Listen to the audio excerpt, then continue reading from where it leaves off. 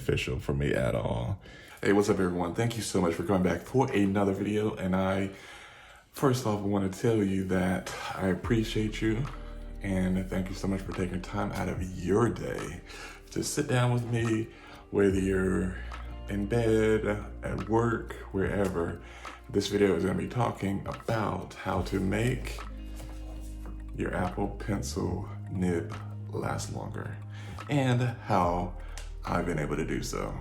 So let's get into it. Make sure to subscribe if you haven't done so yet, and leave a like and a comment on this video just to let me know what your thoughts are about it. And now let's get into the video. So as I was saying, this video is about the Apple Pencil nib and how I have not had to replace mine. So this is the one that came with the pencil and I have not had to replace it since I got it.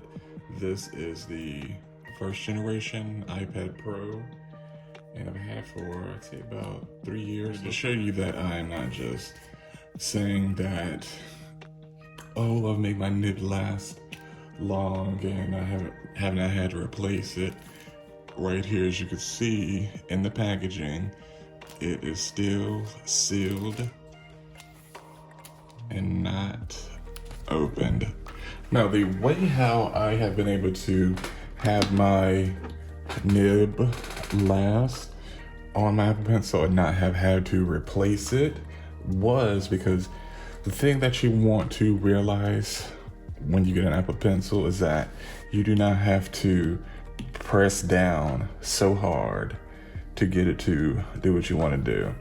So if you're a person that is heavy-handed, meaning you press down, like have all the force coming from your hand and you could feel like the pressure, like you putting all your weight on, putting all your weight on the nib. When the thing that I learned, and I will be really honest with you, at first I had the whole mentality of, I'm not going to get an iPad Pro and it's not going to be beneficial for me at all.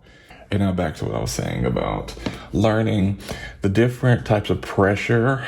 You know, I talked about this in the brush lettering videos that we did as well.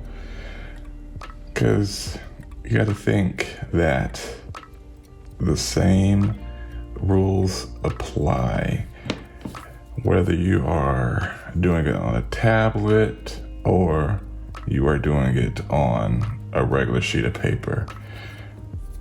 Because this right here, and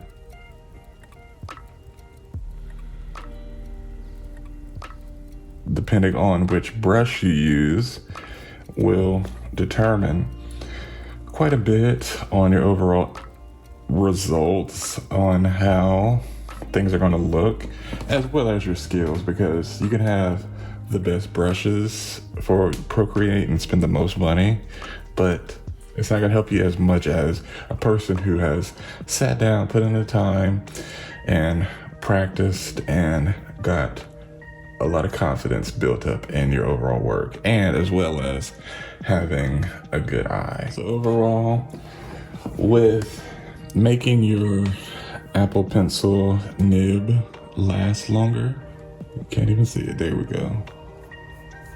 Is that? Oh, the lighting. All right, this is better. And with overall making your Apple Pencil nib last longer, you want to just try your best to not be heavy-handed and let the pencil flow over the screen, as well as get a screen protector for your iPad, or let me say for your device, depending on whichever stylus that you get. But this one is specifically for iPad Pro and Apple Pencil. And I believe I forgot to mention that this is the first generation of Apple Pencil. I haven't upgraded yet because, as you see, everything still works perfectly fine. And I want to end this off with thank you for making it this far in the video. I appreciate you doing so. And don't forget to subscribe, leave a like, and comment if you haven't done so already. And also another thing I want to tell you, I am going to be relaunching the Etsy shop. And when I mention relaunch, I'm going to be doing new prints, and I also want to be doing more apparel. So for the apparel, I just got to find out which I'm going to be, which company I'm going to be using. If I'm going to use Printful or if I would do them through Teespring.